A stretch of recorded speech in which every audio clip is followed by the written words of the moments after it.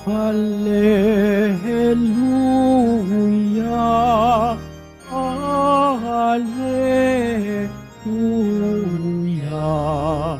Hallelujah, Hallelujah.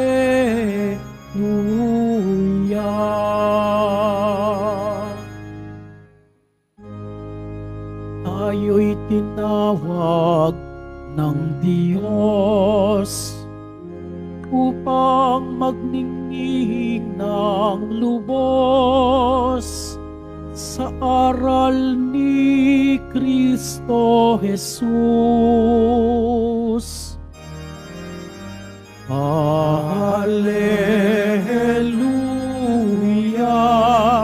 Hallelujah, Hallelujah, Hallelujah.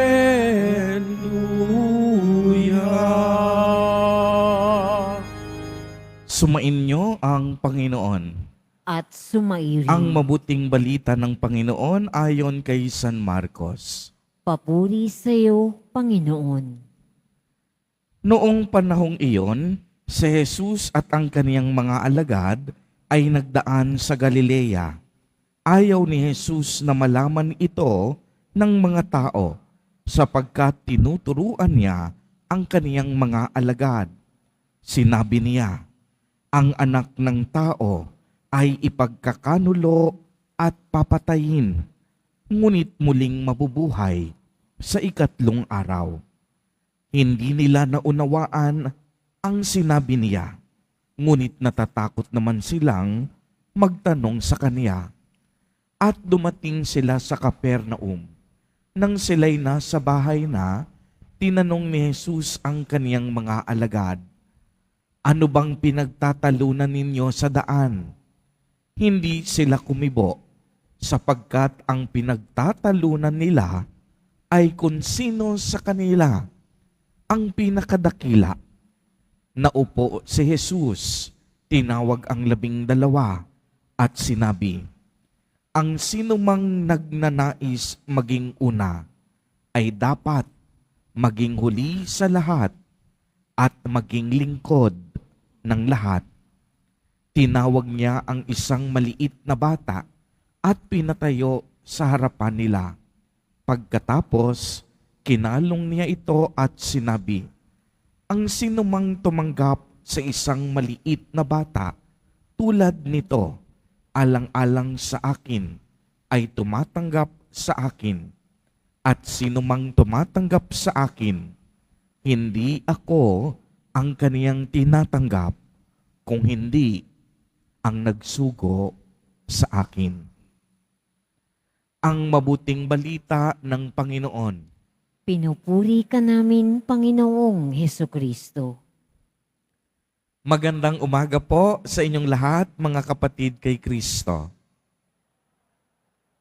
Sa lahat po ng ating mga taga-subaybay sa iba't ibang online platforms at sa lahat ng ating mga kadiboto sa iba't ibang panig ng Pilipinas at maging sa buong mundo kung saan tayo ay naaabot ngayon ng ating live streaming. Mapayapang umaga din po sa inyong lahat. Purihin at dakilain natin ang ating Panginoon, ang mahal na poong Jesus Nazareno. Mga kapatid kay Kristo at mga kadiboto, malugod po namin kayong tinatanggap sa Basilica Minor at Pambansang Dambana ni Jesus Nazareno. Sino nga po ba ang pinakadakila sa lahat? Ito po ang katanungang pinagtatalunan ng mga apostol sa ating ebanghelyo sa araw na ito. Marahil ang konsepto ng mga apostol kung sino ang dakila, dapat makapangyarihan. Isang taong malakas o isang taong maimpluwensya sa lipunan. Kung baga, dapat bago ka maging dakila, sikat ka muna. Sa ating kapanahunan, tila baga parehong-pareho tayo ng konsepto at pananaw kagaya ng mga apostol.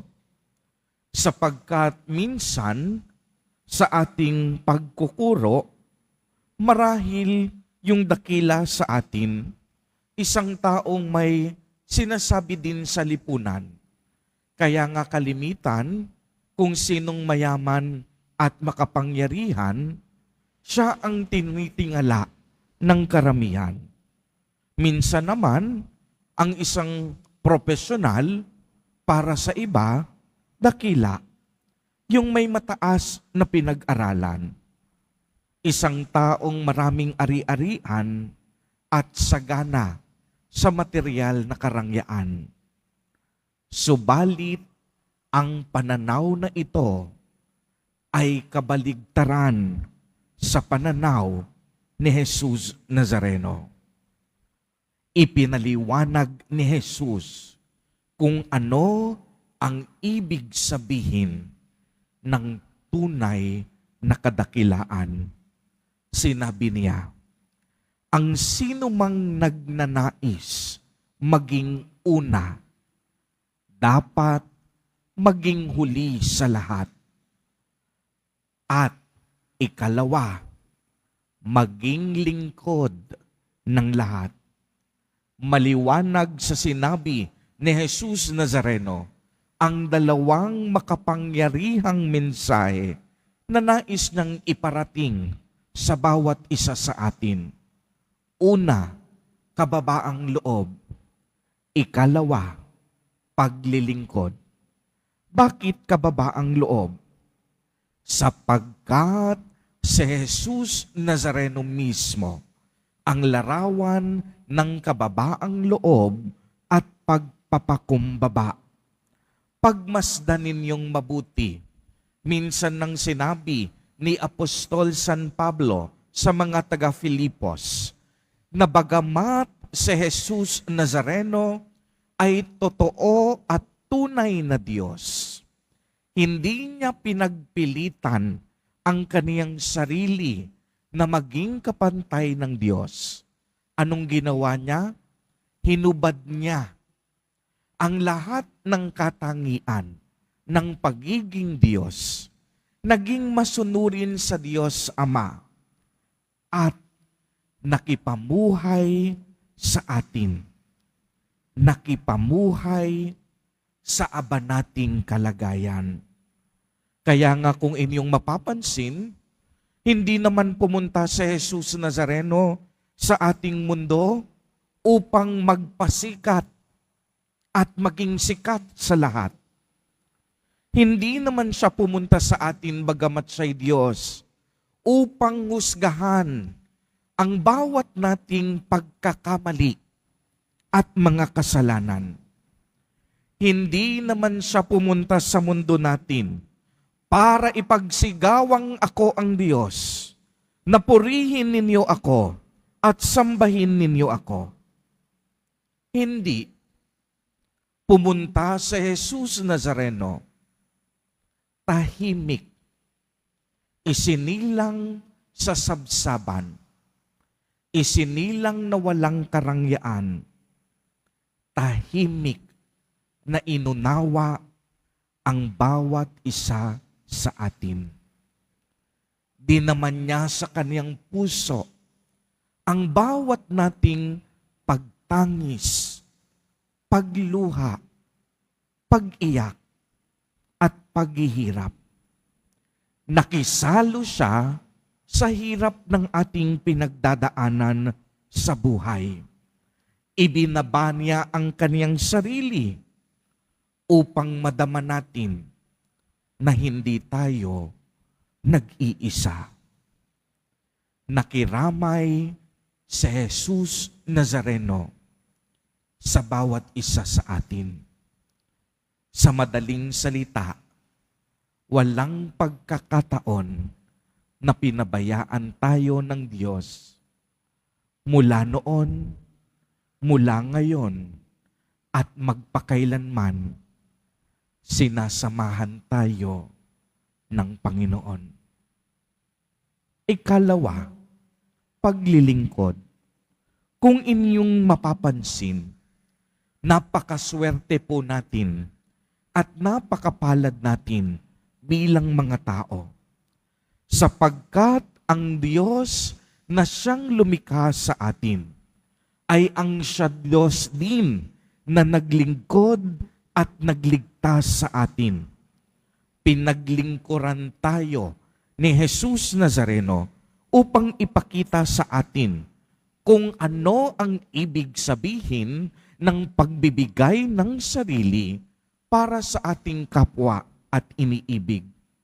Pagmasdan ninyong muli sa Jesus Nazareno, hindi natakot halikan ang dumi ng paa ng mga apostol bilang tanda ng pagyakap ni Jesus sa atin kahit tayo makasalanan at marurukpok. Tingnan nyo kung gaano niya tayo kamahal. Siya mismo nagbuhat ng bigat ng krus ng ating mga pagkakamali. Hindi niya dapat gawin ito. Tayo dapat ang nagbubuhat ng krus na ito. Tayo dapat ang ipinapako sa krus dahil sa laki at dami ng ating mga kasalanan. Subalit, hindi niya ito ginawa. Niyakap na mag-isa ni Jesus ang krus na ito para sa katubusan ng ating mga kasalanan. Hindi niya hinayaan na tayo ang magbayad. Tinubos niya tayo ng kanyang dakilang pag-ibig at kailanman si Jesus Nazareno hindi humihingi ng anumang kapalit malibang tayo rin ay magpakumbaba at maglingkod sa ating kapwa. Mga kapatid kay Kristo at mga kadiboto, simple lamang po ang hamon sa atin ng ating ebanghelyo sa araw na ito. Ang pagiging dakila ay hindi nakasalalay sa mga bagay na pwede nating ipagmayabang. Ang tunay na dakila, naglilingkod sa kapwa, taglay ang isang pusong mapagkumbaba. Amen. Purihin at dakilain natin ang ating Panginoon, ang mahal na poong Jesus Nazareno.